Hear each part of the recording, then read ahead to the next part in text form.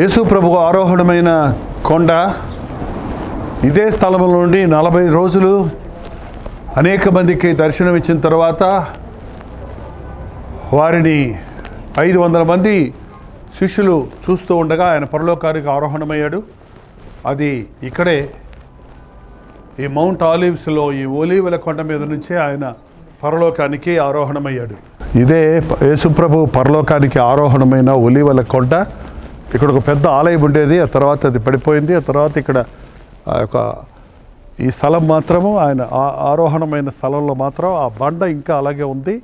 ఇదే స్థలం నుండి ప్రభు పరలోకానికి ఆరోహణమయ్యాడు. ఇప్పుడు ఇది అరబ్ కండిషన్లో ఉంది కాబట్టి ఈ పైన కప్పును వేరు, ముందుగా ఇది ఓపెన్గా ఉండేది, ఇప్పుడు పై కప్పు మూసేశారు. కానీ యేసుప్రభు ఇదే స్థలం నుంచి ఆకాశానికి ఎత్తబడ్డాడు. ఏ రీతిగా ఆయన మీ మధ్య నుంచి ఎత్తబడ్డాడు ఆ రీతిగానే తిరిగి వచ్చును. మీ సర్వలోకానికి వెళ్ళి సర్వసృష్టికి సువార్తను ప్రకటించుడి అని ఆనాడు దేవదూతలు చెప్పిన మాట. ఇక్కడ నుండి 500 మంది విశ్వాసులు చూస్తుండగా 40వ రోజున యేసుప్రభు పరలోకానికి ఆరోహణమైన స్థలం ఇది.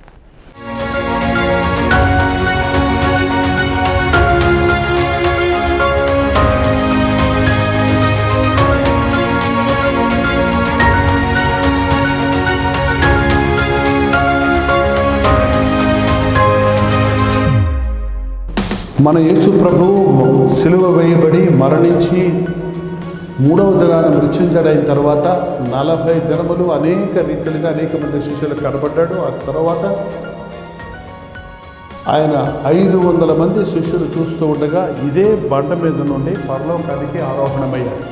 తేరి చూస్తున్న శిష్యులు చూసి ఆనాడు దూతలు, మీ ఎదురు నుండి ఎత్తబడిన ఈ క్రీస్తే తిరిగి ఈ రీతిగానే రాబోతున్నాడు, ఈ సంగతి అందరికీ చెప్పమని దేవుని వాక్యంలో చూస్తున్నాం అపోస్తలుల కార్యాలు 1వ అధ్యాయంలో.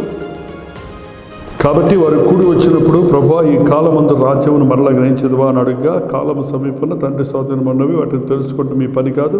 ఆయనను పరిశుద్ధాత్మ మీ మీదకి వచ్చినప్పుడు మీరు శక్తివంతుడు కనుక మీరు యెరూషలేములోను యూదయలోను సమరయ దేశమంతటను భూదిగంతల వరకును నాకు సాక్షులైందురని వారితో చెప్పారు. ఈ మాటలు చెప్పి వారు చూచుచుండగా ఆయన ఆరోహణమాయను. అప్పుడు వారి కన్నులకు కనబడకుండా ఒక మేఘము ఆయనని కొనిపోయాను. ఆయన వెళ్ళుచుండగా వారు ఆకాశం వైపు తేరి చూచుచుండ్రి. ఇదిగో తెల్లని వస్త్రములు ధరించుకున్న 2 మనుషులు వారి యొద్ద నిలిచి, గలిలయ మనుషులారా, మీరెందుకు నిలిచి ఆకాశం వైపు చూచుచున్నారు? మీ యొద్ద నుండి పరలోకమునకు చేర్చుకొనబడిన ఈ యేసే ఏ రీతిగా పరలోకమునకు వెళ్ళటం మీరు చూచితిరో ఆ రీతిగానే ఆయన తిరిగి వచ్చునని వారితో చెప్పెను. యేసుక్రీస్తు ఇదే కొండ మీద నుంచి వారేకులు చూచుచుండగా పరలోకమునకు ఆరోహణమయ్యాడు. ఆ శిష్యులు ఇంకను తేరి చూస్తూ ఉండగా 2 తెల్లని వస్త్రములు కలిగిన దూతలు వచ్చి, మీరు ఇంకను ఎందుకు తేరి చూస్తున్నారు? ఏ రీతిగా ఈ క్రీస్తు మీ యొద్ద నుంచి ఎత్తబడ్డాడో ఆ రీతిగానే తిరిగి వచ్చును అన్న విషయాన్ని మనం ఇక్కడ చూస్తున్నాం. ఇదే బండ మీద నుండి ప్రభు పరలోకానికి ఆరోహణమయ్యాడు. ఇదే ఒలీవ కొండ మీదకి తిరిగి ఆయన రాబోతున్నాడని విశ్వసిస్తున్నాం. ఇదిగో నేను త్వరగా వస్తున్నానన్న ప్రభు అతి త్వరలో రాబోతూ ఉన్నాడు. యేసుక్రీస్తు నిజమైన దేవుడు, మరణించిన దేవుడు, తిరిగి లేచిన దేవుడు. మృతుడనీతిని కానీ జీవించుచున్నాను అన్నవాడు, ఇదిగో నేను త్వరగా వచ్చుచున్నాను, వాని క్రియ చెప్పన ప్రతి వానికి నేను సిద్ధపరిచిన జీతము నా యొద్ద ఉన్నది అని చెప్పిన ప్రభువును బట్టి ప్రభువుకు స్తుతులు చెల్లిద్దాం. ఈ కొండ మీద నుంచే ప్రభు ఎత్తబడ్డాడు, తిరిగి ఆయన త్వరలో రాబోతూ ఉన్నాడు. యేసుక్రీస్తు నామములో సకల జనులు రక్షించబడాలని ఆయన అందరికీ ప్రభువుగా ఉన్నాడన్న సంగతిని గుర్తిద్దాం. ఇదే యేసుక్రీస్తు ఆరోహణమైన కొండ.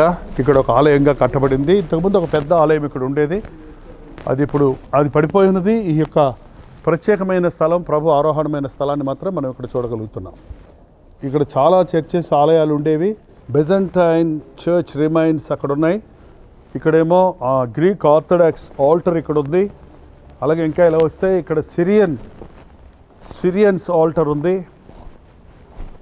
ఇక్కడ సిరియన్ చర్చ్ ఉండేది, ఆ సిరియన్ చర్చ్ ఆల్టర్ ఉంది. అలాగే ఇక్కడ చూస్తే కాప్టిక్ ఆల్టర్ ఉంది. ఇక్కడ చూస్తే కాప్టిక్ ఆల్టర్ ఉంది. అలాగే ఇలా ముందుకు వెళ్తే ఇది అమెరికన్ ఆల్టర్ ఉంది. అలాగే బిజెంటైన్ చర్చ్ రిమైన్స్ అక్కడ ఉన్నాయి. ఇక్కడ అనేక చర్చలు కట్టబడ్డాయి, పడగొట్టబడ్డాయి. కానీ చివరికి ఇది ఒకటి ఈ కట్టడం ఇక్కడ మిగిలి ఉన్నది. జ్ఞాపకాల సూచంగా వారి యొక్క ఆల్టర్స్ అన్ని కూడా ఇక్కడ మనం చూడగలుగుతాం. చాలా ముఖ్యమైన స్థలం కనుక ప్రభు ఆరోహణమైన స్థలం అని ఇక్కడ అనేకులు ప్రభుని ఆరాధించారు. మంచి ఆలయం ఇక్కడ ఉండేది. మళ్ళీ తిరిగి ఇదే ఒలివ కొండ మీదకి ప్రభు వస్తాడని సెలవిచ్చాడు.